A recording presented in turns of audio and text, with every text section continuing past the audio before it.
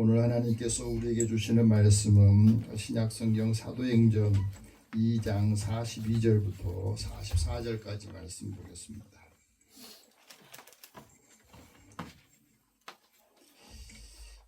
이 말씀을 함께 읽으면서 누가를 통해서 주셨던 말씀을 우리에게 주신 말씀으로 다 함께 받기를 원합니다. 같이 읽겠습니다. 그들이 사도의 가르침을 받아 서로 교제하고 떡을 떼며 오로지 기도하기를 힘쓰니라. 사람마다 두려워하는데 사도들로 말미암아 기사와 표적이 많이 나타나니 믿는 사람이 다 함께 있어 모든 물건을 서로 통용하고. 아멘. 잠깐 기도하겠습니다. 사랑의 하나님, 사랑하는 자녀들을 하나님이 부르셔서 믿음의 공동체로 또 하나님의 자녀로서 우리의 삶의 자리에서 하나님의 뜻을 이어가고 또 하나님께 영광을 돌리는 주의 자녀들이 되게 하여 주옵소서. 아멘. 오늘도 하나님의 말씀을 들을 때에 주님의 세미한 음성이 들리게 하여 주시고 아멘. 또 믿어져서 우리의 삶의 날마다 새로운 변화와 또 새로운 피조물로서 역할을 감당하게 하여 주옵소서. 아멘. 하나님의 사랑이 함께 임하도록 역사하여 주옵소서. 아멘. 예수님의 이름으로 기도드립니다. 아멘. 우리 옆에 계신 분에게 서로 인사 나누시죠. 서로 사랑하면서 하나님 당신을 사랑하십니다. 하나님 사랑하십니다. 하나님 은혜가 함께하기를 축복합니다. 하나님 은혜가 함께하기를 축복합니다. 아멘. 여러분 태어나서 지금까지 수많은 책들을 읽었을 것이고 또 많은 강연도 들었을 겁니다. 그런데 그 가운데 지금까지 나에게 항상 잊지 못할 지침이 되거나 가르침이 된 그런 일이 기억이 납니까? 동서고금을 막론하고 사람들한테 영향을 주는 그런 가르침, 그 책들이 얼마나 있겠는가. 저요. 사실은 이제 나이가 들면서 우리가 좋은 가르침을 받는다, 그런 것은 많이 멀어져 있습니다. 그러나 하나님께 나와서 말씀을 들을 때에 그것은 다른 사람에 비하면 우리는 일주일에 최소한 한 번은 듣잖아요. 그러다 보니까 내가 책을 읽지 못해도 대신 책을 읽고 가르쳐주고 전달해주는 그것이 있다는 것이 우리에게 큰 은혜가 돼요. 우리가 살아가면서 교양에 대해서 기독교에 대해서 세상 사람들 별로 관심이 없습니다. 오로지 어떻게 하면 돈 벌고 어떻게 하면 잘 살고 어떻게 하면 또 이 세상에 살면서 속된 말로 뽀된 나게 살 건가, 거기에 관심이 다 있는 거예요. 그러니 학교에서도 요즘 대학교에서도 고민이 그렇대요. 학생들이 철학과 과목을 안 들으니까 철학을 없애자, 철학과를 없애자 그래가지고 학생들이 많이 모이는 곳으로 가자. 그러다 보니까 무슨 문제가 생겨요? 사람들이 돈 벌고 잘 사는데 이 철학이 없으니까 거기에 많은 사회적인 역기능이 나타나고 있는 거죠.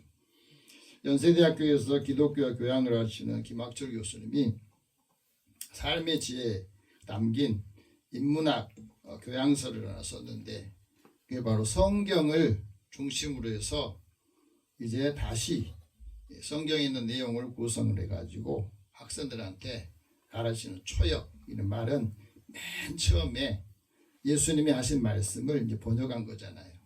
그래서 예수님의 언어에 대해서 가르쳤던 것을 정리했던 거예요. 그러면서 하는 말이 예수님의 가르침이 지금까지 사람들에게 통하는 이유가 뭘까? 뭐라고 생각하세요? 하나님의 말씀이 기록된 후로 지금까지 동서고금의 많은 사람들에게 지금까지 이 말씀이 통하는 이유가 뭐라고 생각하십니까? 요즘 우리가 살아가는 삶의 자리는 불안이 일상이 되는 시대에 살고 있습니다. 미래에도 계속해서 걱정하죠. 나이가 들면 들수록 건강에 대한 걱정도 하고 또 생계에 대한 걱정도 하고 자식에 대한 걱정도 하고 걱정이 계속 켜켜이 쌓여있는 삶을 살고 있습니다. 그것뿐 아닙니다. 사람과 관계 때문에 많은 갈등을 겪어요. 집안에서도 갈등을 겪고 또 밖에 나가서 일터에서도 갈등을 겪고 이 갈등을 겪고 거기다가 끊임없이 우리는 비교되는 삶을 살고 있습니다. 그래서 마음이 흔들리는 거예요. 계속 비교하잖아요. 다른 사람과 나를 비교하고 다른 가족들, 자녀들하고 비교하고 계속해서 비교하다 보니까 마음이 쉽게 흔들리고 있습니다. 그 마음이 흔들릴 때에 어떻게 해야 되느냐? 예수를 만나라 하는 거예요. 아멘. 마음이 흔들릴 때, 마음이 심란할 때 예수님 만나라. 왜 만나야 되느냐? 이 프랑스의 사상가인 파스칼은 이렇게 말합니다. 인간은 예수 없이는 무엇인지 자신이 무엇인지 알 수가 없다고 하는 거예요. 예수님이 없다면 내가 어떤 존재인지 내가 어떻게 살아야 되는지 그것을 알 수가 없다고 하는 겁니다. 삶이 흔들릴수록 시기일수록 오히려 오래된 지혜가 필요하다는 거죠. 그래서 옛날에 성현들이 했던 그 말들을 다시 한번 새기면서 사람들은 삶의 지혜를 얻기도 합니다. 예수님은 단순히 우리에게 신적인 존재로만 계신 게 아니라 예수님이 우리에게 주신 말씀을 읽어보면 예수님이 사람이 되셔서 실제로 고통을 겪으시고 또 아픔과 많은 삶의 굶주림을 실제 경험했기 때문에 예수님의 말씀이 더 와닿는다는 겁니다. 여러분 우리 인생을 살면서 내가 가장 힘들 때 고생 한 번도 안 해본 사람이 이래라 저래라 하면 기분 나쁘잖아요. 근데 다른 사람이 고생하고 또 내 형편이나 그 비슷한 처지에 있는 사람이 위기를 어려움을 이렇게 극복했다 하는 말을 들으면 귀가 열리고 그 사람의 말을 들을 수가 있는 겁니다. 예수님께서 우리의 삶의 고통을 직접 겪으셨기 때문에 내가 고통당할 때 힘들 때 주님을 부르면서 기도할 때 그것을 몸으로 체휼하신다 하는 말씀을 했거든요. 예수님이 많은 기적을 행하셨지만 사실은 그 기적의 자체에 큰 의미를 두는 것이 아니라 그것보다 더 중요한 것은 왜 이 기적을 행했는가 하는 것을 아는 것이 더 중요하다는 거예요. 그래서 예수님께서 일상에서 어떻게 살아가는가에 대해서 계속해서 우리에게 말씀합니다. 내일 일을 걱정하지 마라. 염려하지 마라. 그러잖아요. 그 말은 오늘 일도 어려운데 내일 일까지 담궈서 그것을 걱정하고 힘들어할 필요는 없다는 거 아니겠습니까? 우리의 걱정은 한계가 있고 현재에 속해 있는데 사람과 관계 회복에도 마찬가지입니다. 예수님이 인간관계에 대해서 계속해서 말하잖아요. 다른 사람이 너를 오리를 가고자 하면 십리를 동행해 줘라 말하잖아요. 사람을 얻는 거는 2배를 하라는 거예요. 우리에게 사람들이 예수 믿는 사람들에게 기대치는 항상 2배의 기대를 하고 있어요. 그런데 이 사람이 나한테 도와주고 난 다음에 내가 그거 똑같이 도와주면 그 사람이 감동이 되겠냐고. 예수 믿는 사람은 나보다 그래도 하나님의 은혜도 사랑도 받았으니 이제는 2배로 좀 해주기를 바라는 건데. 그래서 예수님께서는 그 관계 속에서 이렇게 말씀했던 거예요.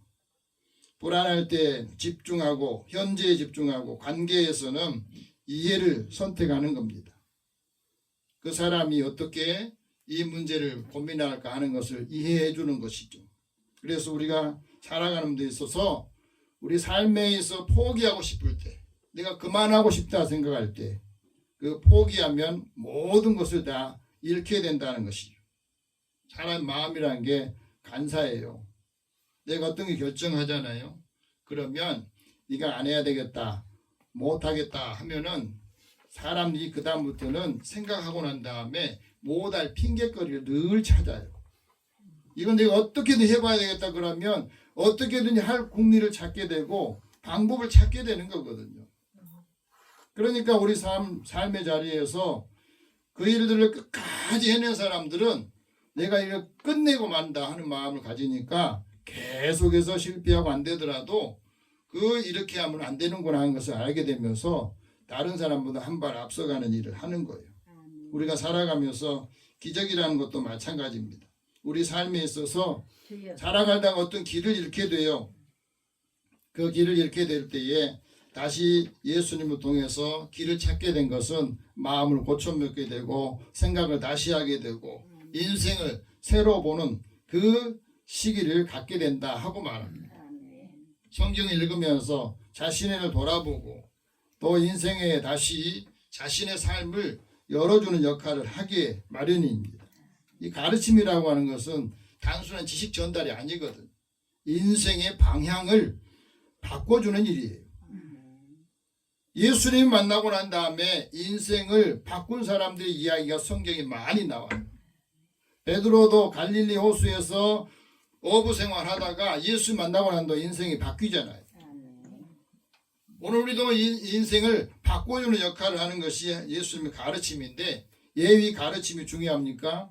이게 바로 우리의 인생의 방향을 결정해 주기 때문에 그래요. 방향이 잘못되면 빠르게 가면 빠르게 갈수록 그거는 실패하게 되고 손해가 더 빠르게 온다는 거예요. 그렇기 때문에 인생에서는 속도보다 방향이 중요하다. 그런 말을 한 거거든요. 우리가 살아가면서 열심히 살면 된다. 이건 절반은 맞고 절반은 틀린 거예요. 왜 그렇습니까? 열심히 사는 사람들이 보면 대부분 그 일에 대한 구조를 모르고 열심만 내거든요. 그러니까 열심히 했는데 실패하는 것은 뭐냐면 전체를 보지 못하고 거기에 대한 그 구조를 모르기 때문에 그래요. 그러니까 자신을 낮추는 사람의 사랑은 힘이 있다고 그러는데 늘 낮아지고 더 많이 가질수록 낮은 자세로 살 때 사람들이 사랑을 받는데 그래서 성공한 사람들의 이야기 들어보면 그러잖아요. 다른 사람 이야기할 때 말을 주도하면 적이 많아진다고. 그래서 들어주라고. 다른 사람이 하는 말을 들어주면 다 그 사람 좋아한대요. 근데 남의 말을 안 듣고 자기 말만 계속 하는 사람은 다 싫어한답니다. 그러니까 그게 오래 가는 거예요. 유재석이라는 그 개그맨이 그런 거 이야기를 한 거예요. 오랫동안 그 자리를 지킬 수 있는 것은 남의 이야기를 많이 들어줘서 말을 할 때 상대방이 말할 수 있는 기회도 주고 하는 때에 그러니까 그 자리를 오래 지킬 수 있다. 그런 이야기를 합니다. 여러분 우리가 살아가면서 어떤 일을 할 때 누구나가 다 잘못된 판단도 하고 잘못된 일을 하기도 해요. 그런데 그 잘못된 것을 오래 간직하면 그 잘못된 것 때문에 잘할 수 있는 것이 없어지는 겁니다. 그래서 우리 살아가면서 우리의 일들을 할 때 바쁜 일을 할 때도 항상 내가 왜 바쁜지를 생각해야 되는 겁니다. 이런 말이 있습니다. 주말을 소비하는 사람은 평생 시간을 파는 사람이다. 주말을 투자하는 사람은 결국 시간을 사는 것이다. 그랬어요. 오늘 우리는 주님 앞에 나와서 이 말씀을 드리는 것은 주일을 사는 거예요. 그렇죠. 그래서 우리가 일주일 동안 어떻게 살아야 되는가 하는 것들을 우리가 다시 정리하면서 새로운 마음 가지고 새로운 의지 가지고 살아가는 것이 그래서 좋은 가르침이 우리 삶에 남게 된다 하는 거예요. 오늘 하나님께서 누가를 통해서 우리에게 말씀합니다. 사도의 가르침을 받으라. 한번 따라합시다. 사도의 가르침을 받으라. 사도의 가르침을 받으라. 서로 교제하고 떡을 떼라. 서로 교제하고 떡을 떼라. 오로지 기도에 힘쓰라. 오로지 기도에 힘쓰라. 믿는 사람이 함께 있으라. 믿는 사람이 함께 있으라. 우리 곁에 누가 많이 있는가 한번 보세요. 믿음이 좋은 사람이 많이 있으면 그 사람이 영향을 받는 거고 믿는 사람, 믿음이 좋지 않은 사람이 곁에 있으면 계속 불평하고 원망한 사람이 있으면 나도 그 말을 듣고 어느 순간에 계속 나도 불평하고 원망하는 일이 생기거든요. 그래서 신앙생활 잘 하려면 신앙생활 잘하는 사람 옆에 있어야 되고 부자가 되려면 부자 옆에 있으라고 그러잖아요. 그건 다 영향을 주고받기 때문에 그렇습니다. 오늘 말씀은 우리가 초대교회에 처음 교회를 세워지는 그 과정에서 초대교회가 세워지는 가장 기본적인 근간이 뭐냐 하는 것을 말했죠. 그 초대교회 근간은 예수님의 가르침을 받았던 사도들이 이제 믿음의 사람들에게 계속해서 예수님이 가르쳐주던 그 가르침을 계속해서 가르쳐줬다는 거예요. 42절 같이 봅시다. 그들이 사도의 가르침을 받아 서로 교제하고 떡을 떼며 오로지 기도하기를 힘씁니다. 아멘. 사도의 가르침을 받았다는 거죠. 아멘. 오늘의 교인들의 약한 점이 뭐냐면 가르침 받기를 싫어해요. 그리고 가르침 받고도 행동을 안 합니다. 자, 오늘 말씀 보면 그들이 사도의 가르침을 받아서 서로 교제하고 아멘. 서로 떡을 떼며 아멘. 오로지 기도하기를 힘썼다고 그러지 않습니까? 아멘. 오늘 이 말씀 여러분 들으시고 난 다음에 교제할 때 서로 교제하기 바랍니다. 아멘. 다른 사람이 내가 교제하는 나는 마음이 안 열면서 나 열어봐 이렇게 말할 수는 없는 거예요. 여러분 말씀을 들을 때도 마찬가지죠. 내가 마음을 열고 들어야지 나를 한번 감동시켜 보세요 하면은 감동이 되냐 이 말이죠. 나의 마음은 닫혀 있는데 내가 마음을 열고 집중을 하면서 그 말씀의 의미가 뭔가 하는 것을 우리에게 말씀한 것을 우리가 이해하고 그 다음에 이 삶에 적용해야 되는 거죠. 초대교회가 성장하고 부흥하게 된 4가지 요소를 오늘 말합니다. 그게 바로 첫 번째는 사도의 가르침이에요. 두 번째는 서로 교제하는 겁니다. 아멘. 그 다음에 성찬과 애찬이 있었어요. 아멘. 그 다음에 기도했던 겁니다. 이 4가지가 초대교회의 신앙을 성장하게 하고 또 성도들을 성숙하게 만들었던 거예요. 이 첫 번째 사도의 가르침이 뭐냐면 그게 말씀이에요. 아멘. 예수님께서 하셨던 말씀을 다른 사람이 듣지를 못했잖아요. 오늘 우리도 하나님의 말씀을 듣지 않고 예수님이 하신 말씀을 듣지 못하면 우리는 이 모임이 세속화된 모임이 될 겁니다. 그러니까 세상적인 이야기 많이 하다가 결국에는 거기서 갈등이 생기고 분쟁이 생기는 거예요. 기도 모임 하더라도 가끔 보면 처음에 막 열심히 기도해요. 그런데 조금 알게 되면은 기도하는 거 뒷전이고 계속해서 이야기하다가 거기서 다투고 갈등이 생기고 그러다 기도 모임이 그냥 흐트러지는 겁니다. 그래서 우리가 왜 교회가 바르게 서고 신앙이 바르게 서려면 왜 사도의 가르침을 받아야 되느냐? 그 사도의 가르침이 우리의 신앙과 삶의 방향을 정해주기 때문에 그래요. 아멘. 초기 기독교 교부였던 요한 크리스토스톰이 이런 말합니다. 말씀을 떠난 교회는 영혼이 없는 몸과 같다. 아멘. 교회는 건물이 아니다. 사도의 가르침 아래 하나로 묶인 영혼들의 모임이 교회라는 거예요. 아멘. 교회론을 바르게 세워야 됩니다.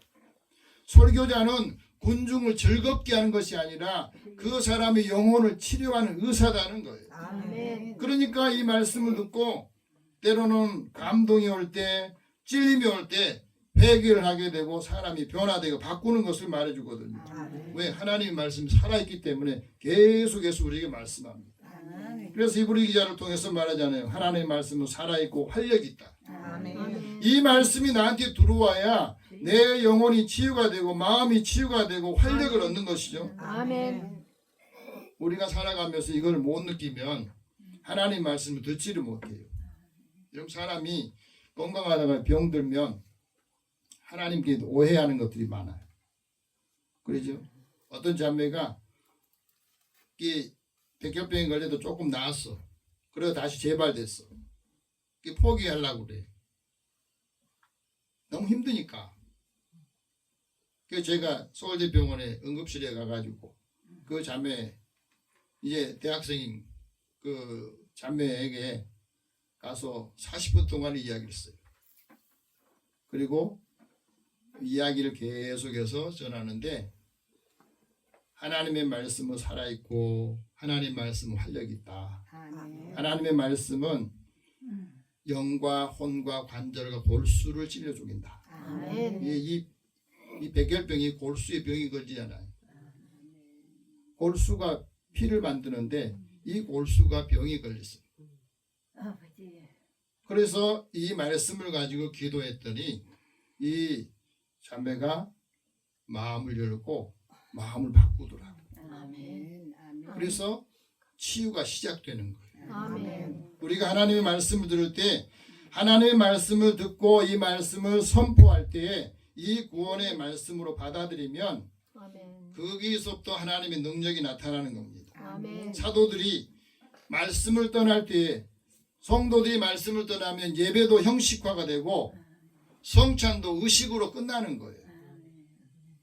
그래서 우리가 하나님의 말씀을 듣지만 성찬도 하나님께 주신 말씀의 성례전에 같이 참여하면서 아멘. 예수님 몸과 피로 우리가 마음이 몸이 성결해야 되고 거기 안에서 하나님의 뜻을 이루어지는 역할을 하거든요. 아멘. 그래서 종교개혁자 깔뱅은 이렇게 말합니다. 교회는 말씀이 순결하게 선포되고 아멘. 성례가 바르게 집행되는 자리다. 아멘.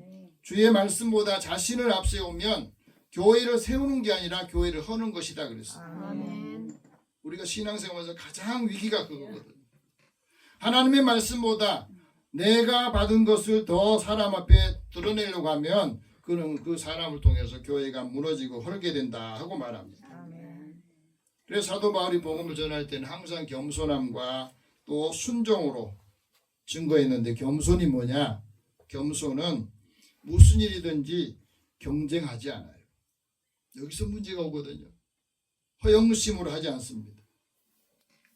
겸손한 사람은 다른 사람을 나보다 더 낮게 여기고 참된 겸손이 그리스도를 통해서 친교하면서 성장하게 되고 아멘.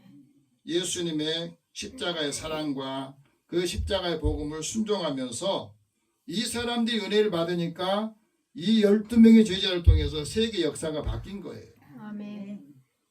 여러분 복음이 전파될 때 그 사람이 그것을 믿지 않으면 어떻게 되냐? 사도 바울이 이렇게 말합니다. 믿음에 대해서 가르칠 때 너희의 믿음이 사람의 지혜에 있지 아니하고 다만 하나님의 능력에 있게 하려고 한 것이다. 아멘. 그럼 믿음이 아멘. 사람의 지혜에 있으면 어떻게 됩니까?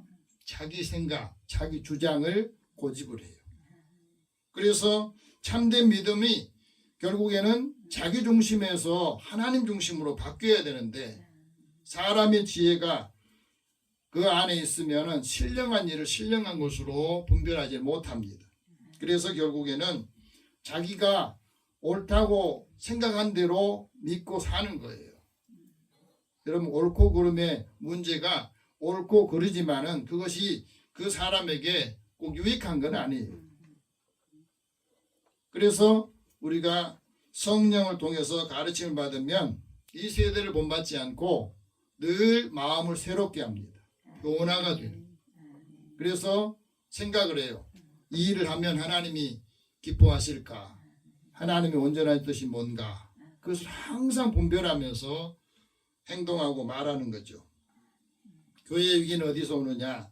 사도의 가르치면서 벗어난 사상이 자꾸 교회에 들어오니까.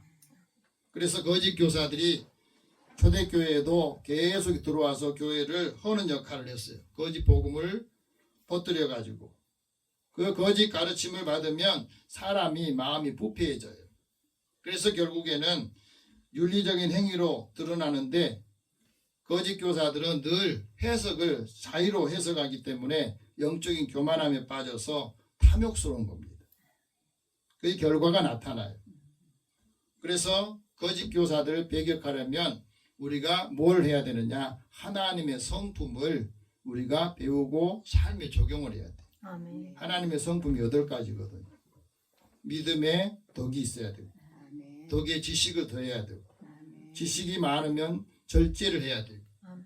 절제하는 사람 인내를 하고 인내의 경건을 훈련하고 그 경건에 뭐였냐면 형제를 사랑하는 형제가 더 우위에 있어요. 아멘. 신앙생활 잘하는 사람은 형제 간의 관계가 아주 좋습니다. 아멘. 그 형제의 사랑을 늘 더하는 것이 하나님의 성품이에요. 이것이 있어야 교회가 거룩함을 회복하고 성도들이 영적인 힘을 얻는다는 겁니다. 아멘. 두 번째는 교제입니다. 이 교제는 하나님과 나와의 교제가 있고 사람과 사람의 교제가 있어요. 하나님과 나와의 교제는 어떻게 나옵니까? 그건 바로 우리의 믿음에 가장 중요한 역할을 합니다. 그래서 하나님께서 우리에게 주신 말씀을 이제 다른 사람에 전달한 것도 그건 바로 하나님과 예수 그리스도를 통해서 우리가 더불어 누리게 하는 것이다. 사도 요한은 그렇게 말했어요.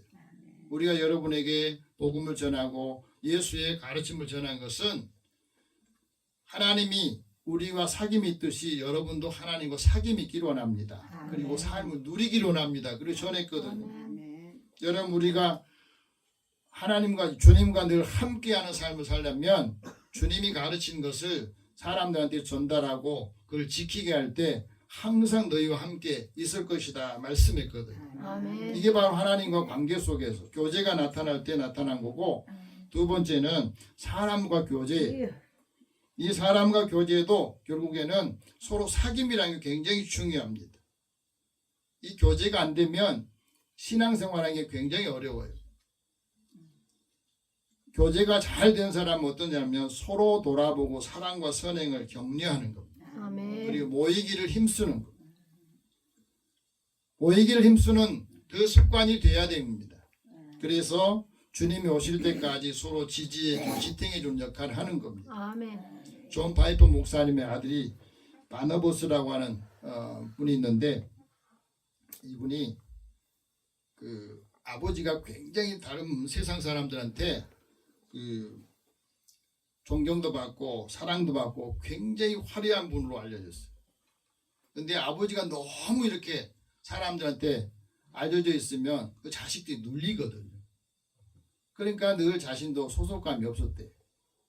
그 신앙생활 하는데 아버지 그 영향력 때문에 오히려 더 큰 게 아니라 이 사람도 위축이 된 거예요. 그런 가운데서 다시 그걸 회복하고 소속감이라고 하는, 교회에 속하라고 하는 이 글을 썼는데, 그분이 이런 이야기를 해요. 어느 교인이 교회에 왔다가 이제 이런 말을 하더래요. 목사님 말씀도 좋고 교회 성도들도 나에게 많이 사랑해줘서 참 좋았습니다. 그런데 아무리 노력해도 내가 성도들과 친밀한 교제를 못해서 내가 교회를 떠나겠습니다. 그랬대요. 교회를 있느냐 떠나느냐 하는 것은 이 교제가 그만큼 중요하다는 거잖아요. 가끔 그런 분 있잖아요. 나만은 또래 나 같은 사람이 없어가지고 떠나겠다. 저도 그런 소리 많이 들었거든요. 말씀도 좋고 다 풍성하게 다 잘해주는데 나하고 교제할 사람이 없어가지고 떠나겠다는 사람이 상당히 많습니다. 마음이 그때마다 아프고 또 안타까웠어요. 그런데 이분이 자신의 과정도 그렇게 생각했대요. 아버지 때문에 내가 눌려가지고 내가 신앙인으로서 가정도 마찬가지고 소속감이 없었는데 어느 한순간에 하나님 말씀 읽으면서 예수님이 하신 말씀이 들리더래요. 그 말씀 가운데 예수님이 이렇게 말합니다. 너희가 내 안에 거해라. 나도 너희 안에 거할 것이다. 아멘. 서로 사랑해라. 아멘. 그러면 너희가 내 제자인 것을 알게 할 것이다. 여기서 딱 꽂힌 게 서로 사랑하라. 아멘. 여기 있다는 거죠. 여러분 사랑은 일방적이 아니거든. 서로 사랑하라는 거예요. 다시 말하면 나도 사랑받을 만하고 상대방에게 사랑받기도 하고 이것이 교제가 되어야 된다는 거잖아요. 아멘. 그래서 거기서 이제 고민을 했던 겁니다. 그런데 오늘 많은 성도들이 이 친밀한 교제가 안 되는 이유 중에 하나가 뭐냐면 지나치게 자기중심적이라는 거예요. 이렇게 생각하는 사람이 상당히 많답니다. 교회가 나한테 어떤 것을 해줄 수 있는가, 또 여기 이 교회에서는 나에게 어떤 필요를 채워줄 수 있을까, 이 교회 왔다가 하면 기분이 좋은가, 또 목회자가 죄책감을 갖게 해주는가, 내가 하고 싶지 않은데 일을 계속 시키는가, 그걸 생각하면서 사람들이 교회를 떠난대요. 충족이 안 됩니다. 그런데 이 소속감이라고 하는 것은 내가 하나님이 주신 은혜를 받고 주님이 나한테 너 여기 있으라, 너 여기에서 하나님이 주신 그 은혜를 너고 받고 다른 사람에게도 영향을 끼쳐라. 그게 소속감이래요. 아멘. 그래서 나의 필요를 누군가가 채워줄 거라 그런 마음 가지면 절대 소속감을 갖지 못한다는 거예요. 성령께서 나에게 주시는 그 은혜를 받고 내가 참 만족과 기쁨을 얻었으면 다른 사람에게도 그 영향을 주는 역할을 할 때 소속감을 갖게 된다는 거예요. 아멘.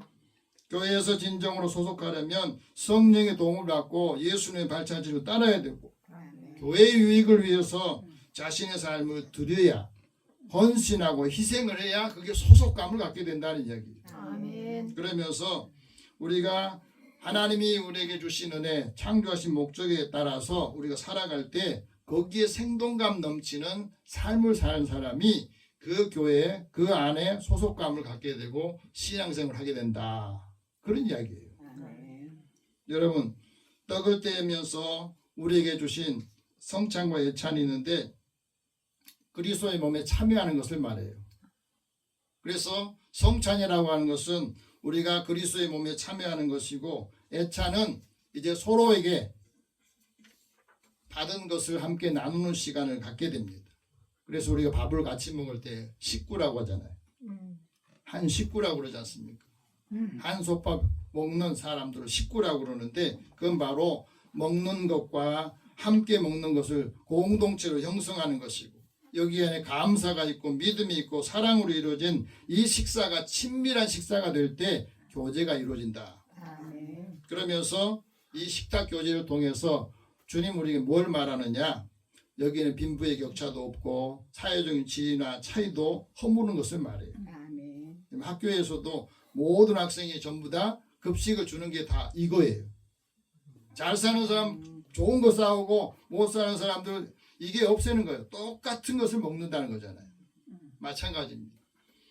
오로지 기도에 힘쓰는 것은 말씀의 사역에 굉장히 중요한 역할을 했어요. 사도의 핵심 사역이 말씀과 기도 사역이었거든요. 그럼 기도는 왜 하느냐? 기도는 우리가 세상에 살면서 거친 세파 풍파 속에서도 우리를 지켜주기 위해서 성장할 수 있는 가장 근원의 힘이 바로 기도거든요. 아멘. 그래서 환난 중에도 참게 되고 기도하면서 그 힘을 얻게 되는 것을 우리에게 말합니다. 아멘. 그래서 토마스 아킨피스는 기도에 대해서 이렇게 말합니다. 기도는 하나님과 가장 사랑이 깊은 대화다. 아멘. 그리고 영혼의 순수한 표현이다. 이런 말을 했어요. 아멘. 기도하지 않으면 영적으로 능력을 잃게 되고 하나님과의 인격적인 관계 속에서 그 보내는 시간이 점점 짧아지고 적어지면 그 힘을 얻게 된다, 잃게 된다는 것을 말해주고 있습니다. 이 초대교회가 성장하게 되고 능력이 나타난 게 바로 이 말씀과 기도의 능력에 있어서 그렇습니다. 그래서 오늘 43절 같이 봅시다. 사람마다 두려워하는데 사도들로 말미암아 기사와 표적이 많이 나타났다.